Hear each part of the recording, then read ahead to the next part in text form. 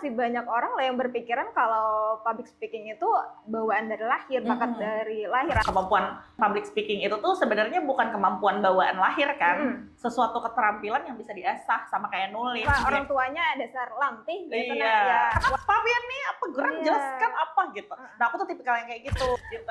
Dolar lagi mahal. $1 turun gak sih? Yaudah oke.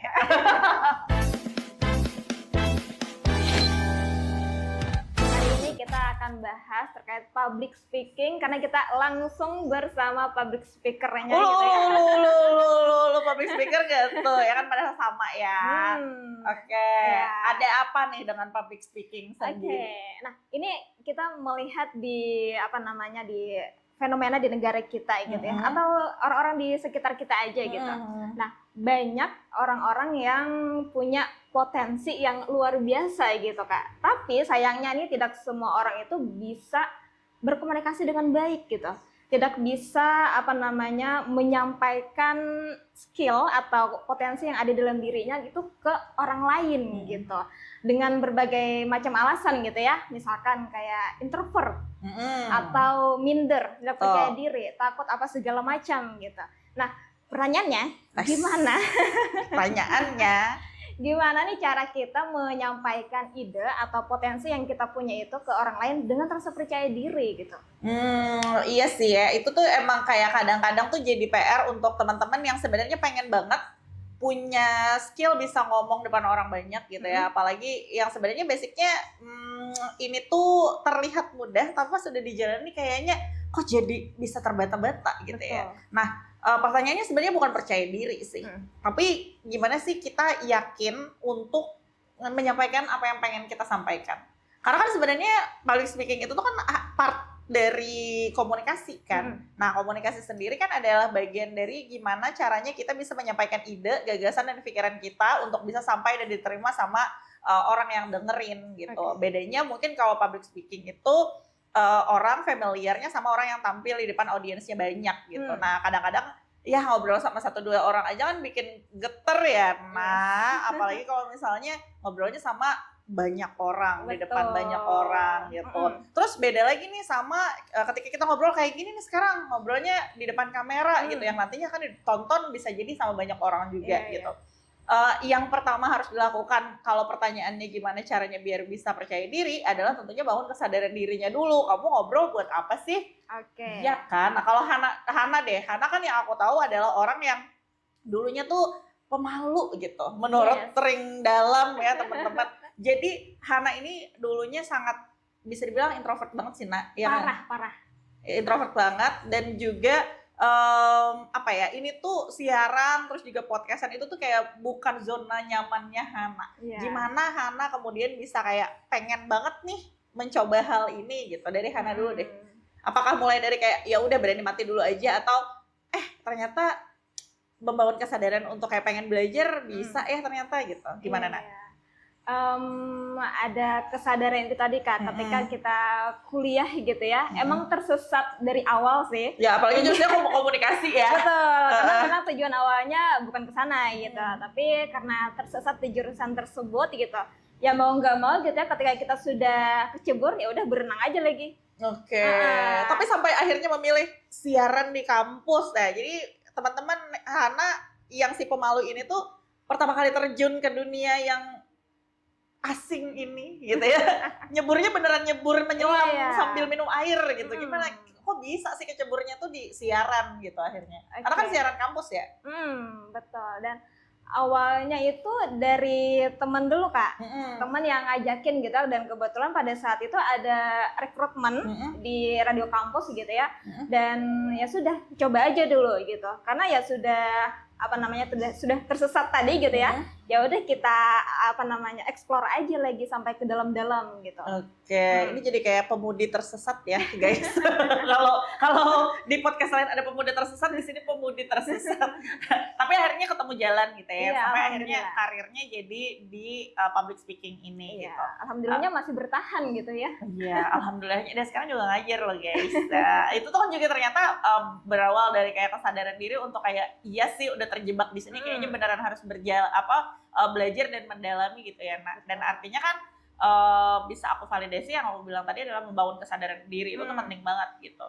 Jadi fondasinya tuh membangun kesadaran diri, kemampuan kita pengen nyampein sesuatu, misi kita menyampaikan sesuatu itu tuh sepenting apa sih gitu untuk diterima sama orang lain. Lalu kemudian juga seberapa perlu kita ngomong di depan orang banyak, karena kan kadang-kadang juga untuk orang yang terutama yang yaping kayak aku ya kan, kadang-kadang tuh nggak terlalu penting-penting banget buat ngobrol tapi tetap diobrolin gitu sampai orang kayak aduh ini berisik banget sih, kadang-kadang kan suka jadi gitu juga. Tapi untuk orang-orang yang kayak Hana bilang tadi suka pemalu atau introvert dan sebagainya, itu tuh kadang-kadang butuh effort lebih 2-3 kali lipat untuk kayak membangun keinginan kayak bisa nih gitu, membangun keyakinan bahwa bisa kok, ternyata penting kok untuk ngobrolin ini. Dan akhirnya kayak Hana kan karena merasa ini ternyata penting, bagian dari belajar dan mendalami dari lini pendidikan yang diambil yaitu komunikasi, akhirnya jadi ya udah memantapkan diri dan meyakinkan diri sampai akhirnya sampai sekarang jadi kayak percaya diri kan. Nah itu sebenarnya kuncinya, bangun kesadaran dirinya dulu gitu. Oke, jadi bangun kesadaran dan juga kita harus tahu tujuan kita mau ngomong itu apa gitu kan. Betul banget. Nah yang jadi yang sering kali terjadi nih, karena aku beberapa tahun terakhir itu tuh membersamai adik-adik anak-anak juga gitu ya, yang bergerak di dunia public speaker, entah itu kedutaan, entah itu dia pengen ngasah skillnya aja gitu untuk punya kemampuan selain bidang akademik gitu. Mereka itu tuh selalu kayak terkendala sama keyakinan diri yang rapuh. Jadi kayak sebenarnya sih bisa ngobrol di depan orang banyak, tapi ternyata pas udah mau memulai kayak ada mental block yang ngalangin gitu loh, Nak. Jadi mental block dalam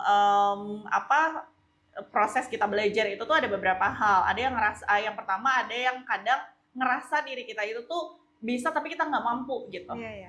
Sama ada juga yang kadang ngerasa mampu tapi kalau ada temennya. Jadi kalau sendirian tuh kayak nggak bisa gitu. Jadi butuh ditemenin, atau nggak misalnya contoh ya, satu kasus kayak aku mau dong kamu bisa nggak MC-in acara ini gitu misalnya, boleh deh tapi sama si ini ya gitu. Atau nggak misalnya boleh nggak kamu nanti ngantar surat undangan ke sini, boleh deh tapi nanti ditemenin ini ya gitu. Nah kadang-kadang ada orang yang seperti ini. Lalu kemudian yang terakhir adalah berasa mampu tapi butuh divalidasi dulu bahwa dia mampu gitu. Nah, kalau aku dulu adalah orang yang ketiga. Jadi aku butuh divalidasi dulu bahwa aku mampu. Hana tipikal yang mana coba? Sama. Butuh validasi dulu gitu. Iya kan? Artinya kadang-kadang kita juga butuh circle atau lingkungan yang support untuk meyakinkan kita bahwa ternyata kita mampu loh untuk ngelakuin ini gitu. Terutama di bagian bicara gitu ya, berkomunikasi di depan publik gitu. Apalagi konteksnya adalah ngobrol di depan orang banyak. Terus sih, dan kemampuan public speaking itu tuh sebenarnya bukan kemampuan bawaan lahir kan. Itu tuh kayak sesuatu keterampilan yang bisa diasah, sama kayak nulis gitu. Dan Hana membuktikan itu karena tapi masih banyak orang lah yang berpikiran kalau public speaking itu bawaan dari lahir, bakat dari lahir atau dari dasar lantih keluarganya mungkin gitu ya orang tuanya dasar lantih gitu. Ya wajar aja anaknya bisa public speaking. Makanya itu padahal kemampuan bicara ini tuh sama kayak kemampuan nulis, bisa diasah gitu. Jadi pelan-pelan kalau misalnya pengen dibangun sejak dini, teman-teman bisa mulai ngelatih diri mulai hari ini aja gitu. Kayak ngobrol dulu 1, 2, 3 kalimat gitu. Atau misalnya kalau aku sering kali kayak lempar satu tema, kayak hari ini nih kita lempar satu tema gitu ya kan, ngobrolin masalah public speaking. Nah pendapat kamu gimana, pendapat aku gimana, jadi kayak ngobrol aja gitu. Jadi ketika ingin berkomunikasi atau ingin berpublic speaking, nggak mesti harus nunggu rasa percaya diri itu datang dulu baru kita mulai gitu ya, Kak? Betul, yang paling penting itu tuh kesadaran diri kalau kita mau ngelakuin. Iya kan?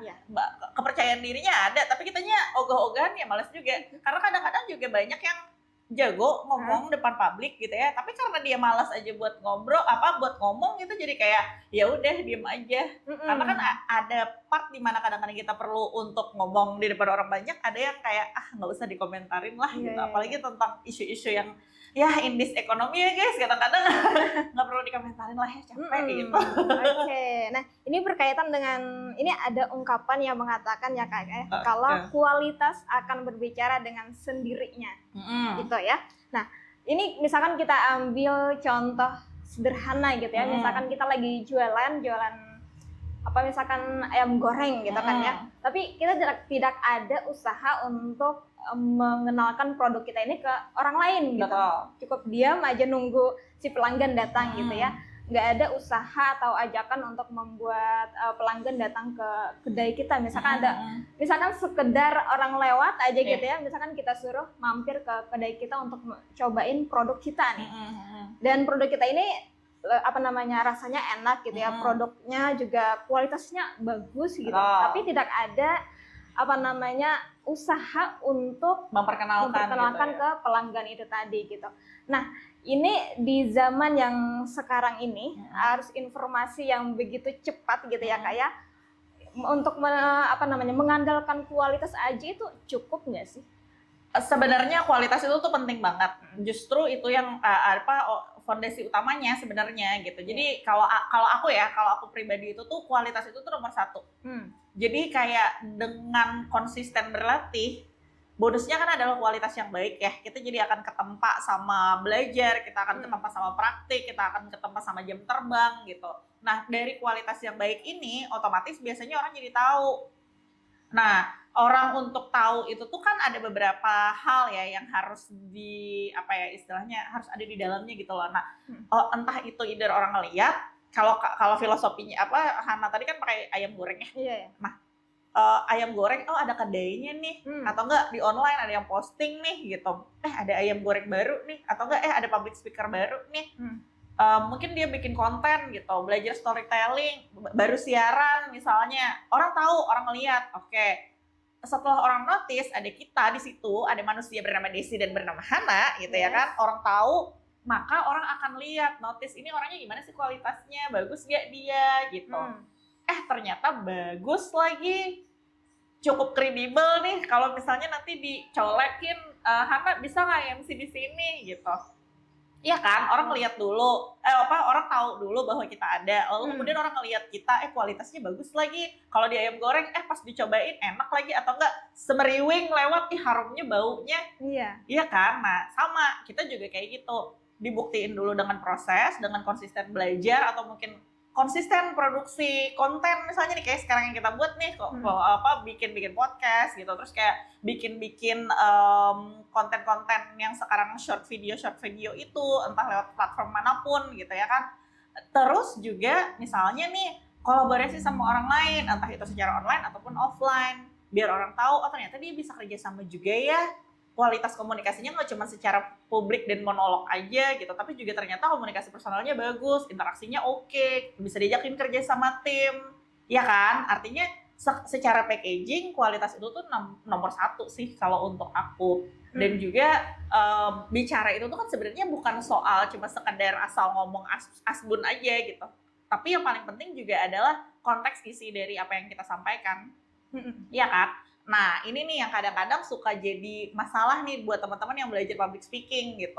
Mereka kadang-kadang lebih fokus sama teknik. Nah, ya itu. Ya kan, sama teknik, vokalisasi, apa segala macam gitu. Pokoknya layer-layer yang berbentuk teoritis gitu, yang kemudian akan dipraktikkan. Sampai akhirnya lupa, sebenarnya kita bersuara itu tuh buat apa sih? Kan misinya sebenarnya komunikasi ya, nyampein pesan, nyampein ide, gagasan, dan sebagainya. Karena lupa sama yang namanya konteks isi yang pengen disampaikan ini, terfokus sama teori cara bicara dan sebagainya, kadang-kadang banyak orang yang belajar public speaking itu tuh akhirnya kayak dipoles gitu. Nah, hafalan ini terutama nih kayak misalnya aku sering lihat itu tuh di teman-teman kedutaan. Jadi duta daerah, duta kampus dan sebagainya. Jadi buat teman-teman nih yang pengen nanti fokusnya ke arah sana karirnya gitu ya, atau pengen nyobain terjun ke dunia itu, harapan aku ketika pengen belajar public speaking gak cuma sekedar asal belajar ngomong aja, tapi juga otaknya diasah agar ketika apa yang pengen kita sampaikan itu tuh ada isinya, ada konteksnya gitu. Ya kan kadang-kadang juga kita sering pun menemui tapi off the record kita gitu, ada aja gitu kameramen kita di belakang senyum-senyum loh ketar-ketir dia, jangan gitu. Tapi kan ya sedikit banyaknya kita pasti akan ketemu sama orang-orang yang pintar bicara secara teknik, tapi secara konteks isi nihil gitu. Itu tuh sayang banget. Dia punya kemampuan tapi kualitasnya nggak ada, iya kan? Oke, berarti kualitas memang penting nomor satu gitu ya. Tapi masih ada faktor pendukung lainnya gitu ya. Kayak misalkan kerja sama tim tadi. Betul. Kemudian juga sosialisasinya juga bagus gitu ya. Oke, baik. Biar gak individualis gitu, ya kan? Karena kita nggak bisa kerja sendirian. Hari ini aja kita kerja tim, ya kan? Hari ini aja kerja tim kita. Nah, tadi sempat kakak singgung gitu ya, kalau ketika kita berpublic speaking itu suka mendahulukan teknik-teknik gitu ya, vokal, gestur, apa segala macam. Nah, seharusnya apa dulu nih yang harus kita menjadi fondasi awal gitu untuk kita belajar public speaking? Gitu? Aku sih critical thinking sih. Ya kan, kamu kan juga siaran kan pasti kayak riset dulu, ya nggak sih? Kayak walaupun Hana punya segmen sendirian, apalagi kalau sendirian, mati gaya nggak sih kalau nggak ada isinya? Betul. Iya kan? Hana ketika siaran sendirian deh, suka nyari tema dulu atau ya udah let it flow aja gitu? Cari tema dulu kan? Ya kan? Artinya kan itu tuh butuh kesadaran diri untuk mikir gitu.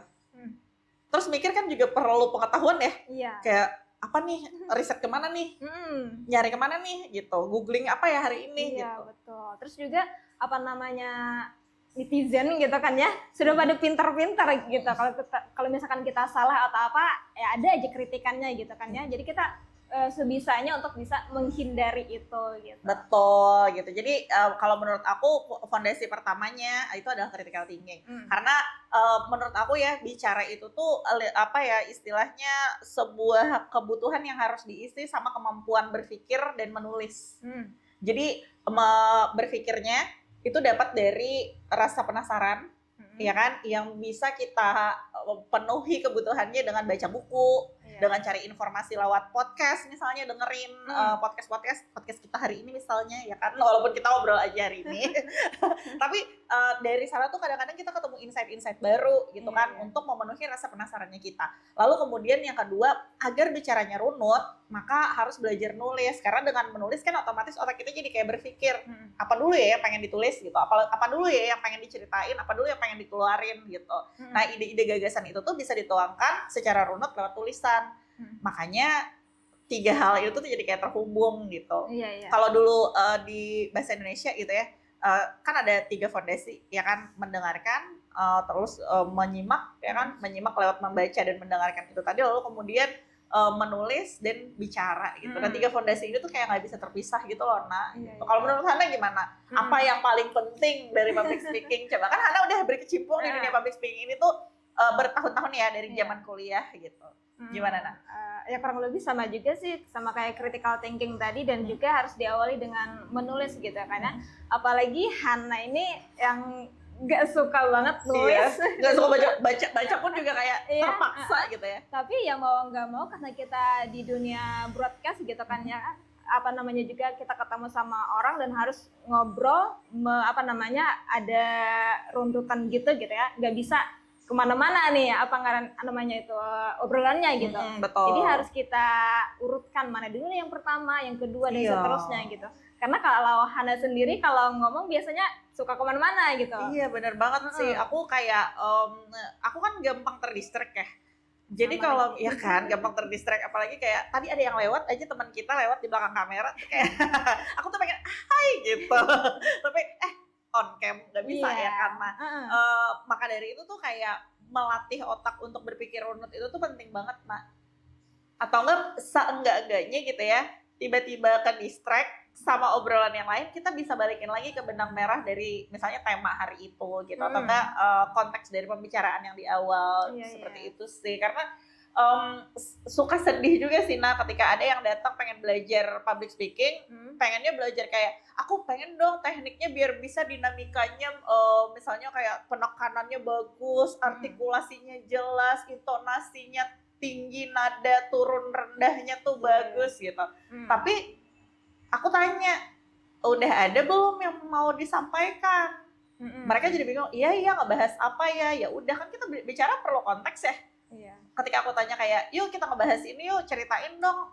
Ya nggak usah sulit deh dan nggak usah jauh, ceritain tentang diri kamu aja. Tapi jangan template ya perkenalannya. Nggak cuman kayak, halo nama saya ini, saya usianya ini, saya suka ini, hobi saya ini, gitu. Jangan gitu. Ceritain aja kamu tuh siapa, terus kamu pengen ngapain aja, dan kamu punya mimpi apa gitu. Nah itu pun kadang-kadang banyak sekali teman-teman yang aku bersama itu tuh kesulitan untuk menyampaikan itu. Padahal kan ini tuh adalah sesuatu yang basic kan dari dari obrolan gitu. Iya. Kan sebenarnya konteksnya ngobrol.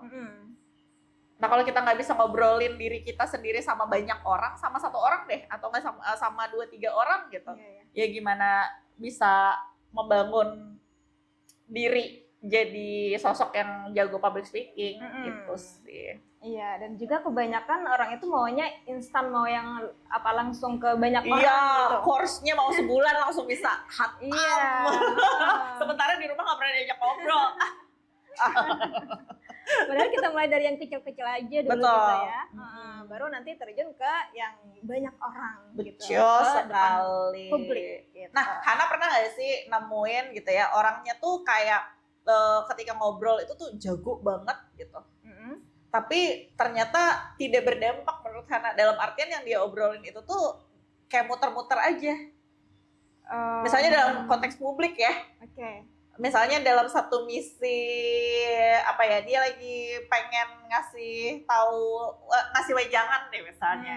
Ngasih wejangan, atau misalnya pengen jadi seorang pembicara deh, hadir di depan publik, terus kayak ternyata maksudnya apa sih muter-muter gitu. Pernah nggak ketemu gitu? Kayaknya pernah ya. Kayaknya, tapi Hana lupa gitu. Ya, pernah gitu ya. Karena emang ada ya yang sekali dua yang jadi pengen tampil aja gitu. Nah, pengen tampil aja, pengen ngomong aja, tapi dia nggak tahu konteks pembicaraan yang pengen dia sampaikan tuh apa. Jadi akhirnya muter-muter. Yang dengerin jadi kayak, aduh kapan ya selesai ini, maksudnya apa sih gitu. Mau kemana nih arahnya? Iya, gitu. Jadi kayak suka, jadi gimana nih, udah selesai belum gitu, masih lama belum gitu. Nah sayangnya itu tuh sering terjadi di beberapa penampilan publik dari teman-teman public speaker kita juga gitu, yang ngerasa pengen nyampaikan sesuatu tapi ternyata belum matang banget gitu yang pengen dia sampaikan, akhirnya muter-muter. Nah itu kan sayang jadinya ya, jadi kayak ya tidak ada hikmah yang diambil dari pembicaraan itu. Iya, karena nggak disusun dulu mungkin kalian, sama juga mungkin nggak ada persiapan, nggak matang tadi ya apa yang pengen disampaikannya itu tadi. Oke, kita lanjut lagi ya. Oke, banyak nih curiosity Hana. Oke, nah ini kan kakak sudah berkeluarga gitu kan ya. Nah tentunya pasti ada konflik tuh dalam keluarga, yang namanya berumah tangga pasti ada aja bumbu. Nih dari public speaking lanjut ke komunikasi pasangan nih, oke. Pasti ada bumbu-bumbu kehidupan dalam rumah tangga gitu kan ya. Nah, apakah kemampuan komunikasi kakak ini bisa menyelamatkan dari konflik relationship? Menyelamatkan dari konflik? Menghindarkan dari konflik tentu tidak bisa. Iya. Menyelamatkan dari konflik percayalah bisa. Karena proses berpikirnya jadi akan lebih, karena kan awalnya dari pintunya si critical thinking tadi kan. Nah proses berpikirnya tuh jadi lebih runut gitu loh nak. Kadang kan kalau kita berkonflik itu tuh fokusnya itu tuh jadi pengen batuk dulu ya. Proses berpikir ketika kita berkonflik itu kan sebenarnya kadang-kadang fokusnya sama orangnya. Misalnya yang tadi berpasangan, aku muar aja lo lakiku, biar kita marah ya kalau lakiku. Tapi suka gagal fokus sama yang namanya masalahnya. Nah, ketika belajar mendalami komunikasi ini, karena udah mulai mendalami layer-layernya lewat critical thinking itu tuh, aku jadi kayak berproses untuk tahu dulu akar masalahnya nih apa dulu. Si konteks itu tadi nih, dia pengen dibahas apa sih sebenarnya. Setelah udah tahu, oh ya misalnya nang jadi masalah anduk berserakan habis mandi misalnya ya kan. Piring kada bebasuh habis makan misalnya, ya kan bertumpuk aja, bininya mah artis misalnya. Konteksnya kan ada. Oke. Solusinya apa? Nah, dicari itu solusinya, misalnya apa, oke, diselesaikan, anduknya ditaruh ke tempatnya, besok-besok jangan diulangin lagi. Piring dicuciin, habis makan langsung dicuci biar nggak numpuk. Itu kan solusinya. Nah, benefitnya apa? Terus dicari tahu, oh iya, besok-besok artinya jangan diulang lagi. Nah, benefitnya kan tidak akan terulang lagi konfliknya. Lalu kemudian coba diobrolin. Kamu masalah nggak misalnya aku akan cuci ini, tapi nggak langsung gitu. Gimana? Kalau misalnya sepakat, oke. Kalau sepakat untuk tidak sepakat juga nggak apa-apa banget kan? Iya. Nah, itu tuh mencoba untuk kayak berpikir runut, masalahnya apa dulu? Diobrolin bisa nggak? Kalau nggak bisa diobrolin, saling punya argumen masing-masing gitu. Mau nggak ketemunya di tengah-tengah? Kamu dengan pendapatmu, aku dengan pendapatku. Kamu dengan keyakinanmu, aku dengan keyakinanku. Gimana? Bisa nggak gitu? Kalau nggak ketemu titik tengahnya, ya udah kasih jeda dulu aja. Aku suka kayak gitu. Ya udah kasih jeda dulu aja, kita refleksi sama-sama. Kamu cari kira-kira kepengennya kamu apa, lalu yang sekiranya ketemu di tengah-tengah, paling nggak harus sama-sama setuju. Ketemu di tengah-tengah aja. Caranya gimana? Jadi jangan dipaksa buat tabrak. Nah, salahnya aku dulu yang nggak pintar komunikasi ini, aku nabrak terus tuh kayak nggak mau, aku pokoknya kan aku gitu. Iya, selalu benar. Iya. Wanita selalu benar. Poin 1. Kalau yang kedua salah, maka kembali ke poin 1. Iya. Gitu. Nah, setelah udah belajar, oh iya lagi, ternyata harus dikomunikasiin dengan fokus sama masalahnya. Kalau nggak bisa, ambil jeda dulu gitu.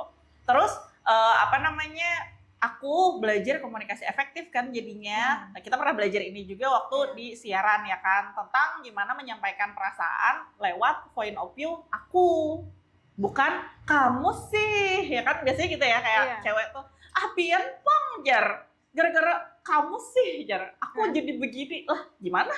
Kan emosi siapa yang bisa mengelola?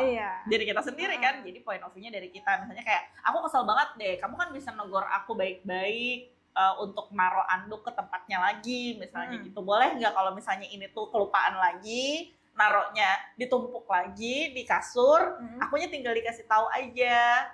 Misalnya kayak sayang anduk gitu ya.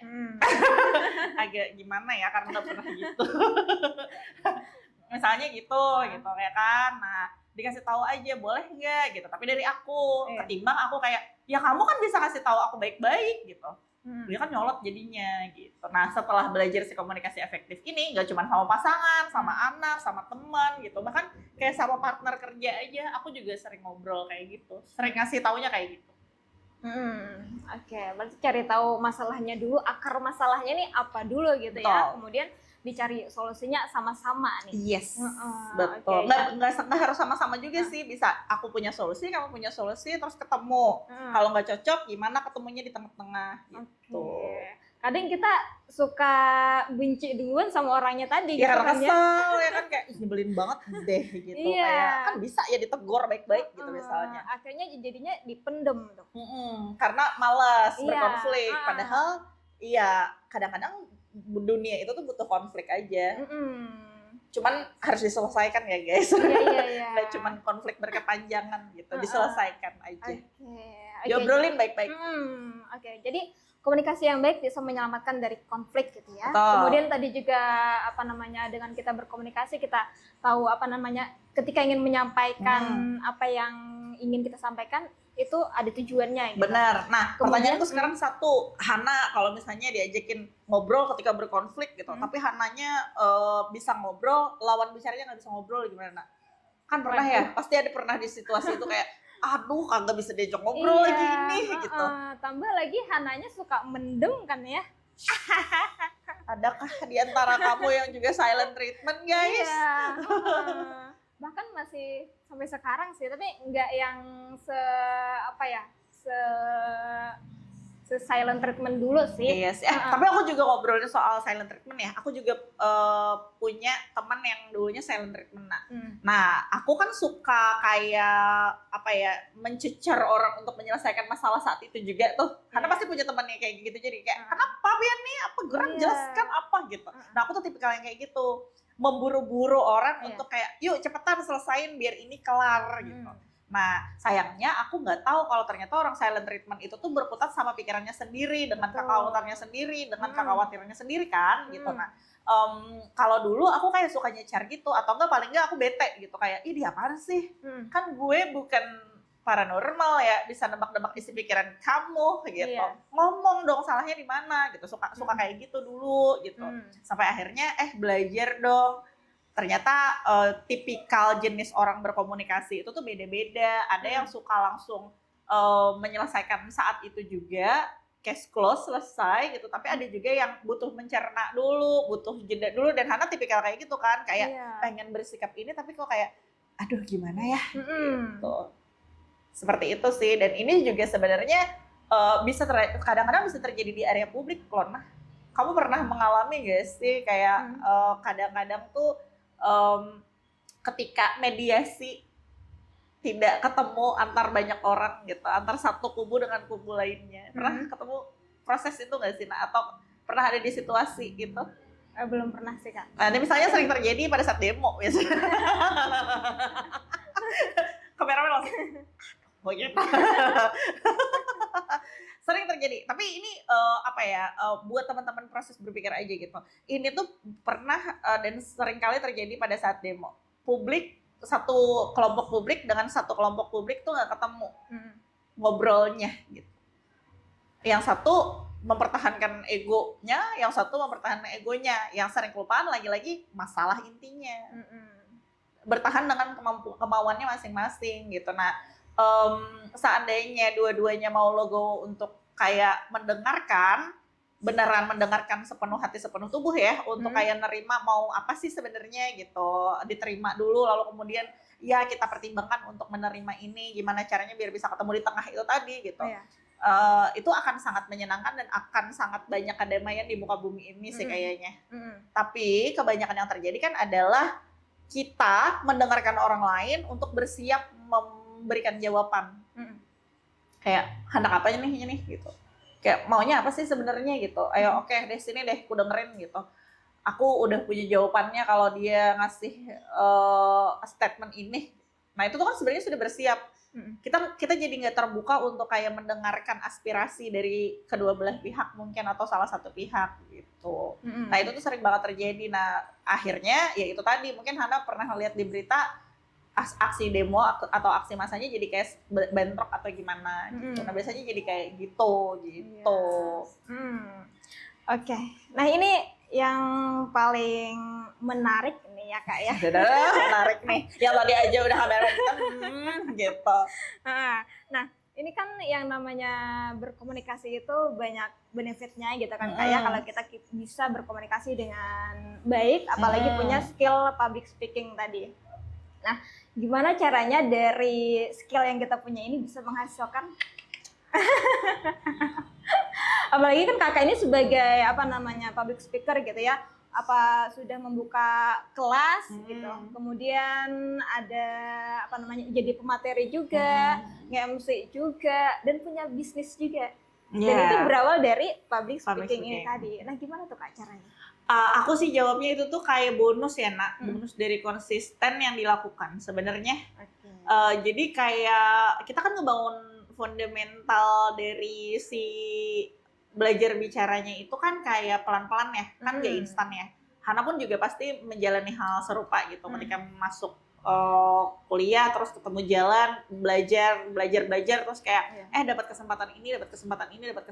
Nah, kesempatan itu tuh kayak bonus dari perjalanan belajar yang kita lakukan aja, belajar praktik, gagal berhasil gitu. Terus kayak dilihat orang yang kayak aku bilang tadi tuh dinotis sama orang lain, terus kayak orang tahu kualitas kita bagus ya ternyata gitu. Akhirnya kesempatannya datang gitu. Makanya penting banget buat teman-teman yang pengen punya kesempatan yang mungkin serupa gitu menghasilkan gitu loh public speaking ini tuh teman-teman ya bangun dulu konsisten untuk fundamental belajarnya dulu gitu. Jadi kayak pelan-pelan dulu aja, mulai dari selangkah dua langkah. Yang hari ini masih bikin konten mungkin yang nonton 1-2 gitu, terus kayak nanti dapat kesempatan untuk kolaborasi sama orang lain buat ngobrol atau bikin sesuatu project apa, ya udah diambil aja kesempatannya gitu, kayak dicobain satu-satu, nanti akan datang tuh kesempatan-kesempatan itu. Dan Hana juga ngerasain itu kan akhirnya. Gimana dong lah, ceritain dong lah kesempatan-kesempatan itu yang tiba-tiba kayak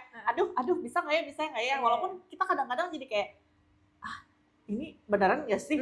Boleh nggak sih? Bisa nggak sih? Nggak apa-apa nggak sih? Gitu. Gimana nak? Kalau Hana dari Hana deh, perspektif Hana gimana nak? Sebenarnya banyak kesempatan yang sudah Hana tolak gitu kan ya. Tapi dengan melihat kayak tadi butuh validasi gitu kan ya. Dan alhamdulillahnya Hana punya Kak Eci yang serta memvalidasi dan juga mensupport gitu. Ayo nak bisa nak gitu. Dan alhamdulillahnya kesempatan yang datang yang baru ini alhamdulillah Hana terima gitu. Berawal dari takut dulu, minder dulu, merasa nggak mampu dulu, harus divalidasi dulu gitu. Dan lagi-lagi yang pertama tadi kualitas dulu. Iya. Jadi jam terbangnya harus diasah dulu, latihannya harus ada gagal berhasil dulu, trial error ya kan, kita ngerasain dinamika kayak pas lagi di lapangan, aduh panas lagi, aduh diburu-buru lagi, aduh roundan berubah lagi ya kan, gitu ya dirasain kan akhirnya gitu. Dan ternyata menyenangkan kan? Alhamdulillah. Nagih nggak? Nagih nggak? Gitu, nagih nggak? Nagih. Nah, pertanyaanku gini, karena kenapa kemudian ketika di awal melakukan sesuatu itu ada perasaan takut kalau di Hana? Ya karena belum mencoba.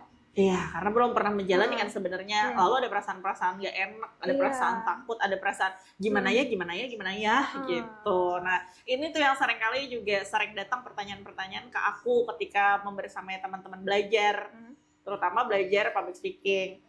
Kak gimana ya kalau misalnya ini, Bu gimana ya kalau misalnya ini, aku bilang kayak udah dilewatin belum? Iya. Ya kan udah dilewatin belum gitu. Udah pernah nyobain belum? Belum sih. Ya udah kalau belum cobain dulu aja. Kalau gagal gimana? Ya udah nggak apa-apa, gagal aja. Iya kan? Gagal salah nggak sih? Enggak. Iya kan? Yang salah gagal terus nggak diperbaiki kan? Iya. Nah gagal itu tuh nggak apa-apa banget teman-teman. Jadi kalau menurut aku ya sesekali 2 kali gagal itu tuh nggak apa-apa banget. Tapi gagal itu nantinya jadi bahan belajar dan evaluasi. Kalau kita nggak pernah gagal, kita nggak pernah tahu cacatnya kita di mana kan? Iya. Itu sih kalau dari aku. Jadi kayak kalau kitanya nggak asik nggak apa-apa juga. Jadi kan pembelajaran. Iya. Nanti tapi dievaluasi. Nanti yang nggak asiknya di mana, yang nggak bagusnya di mana, yang kurangnya di mana gitu sih. Seperti itu. Ini udah berapa menit sih, Mas? Mungkin terakhir kali ya. Oke. Nah, ketika kita sudah mendapatkan kesempatan, kita sudah punya mitra nih, sudah punya mitra mandit. sudah punya Oke. punya kalau teman kolaborasi gitu. Ya, teman kolaborasi gitu. Nah, gimana caranya kita mempertahankan itu?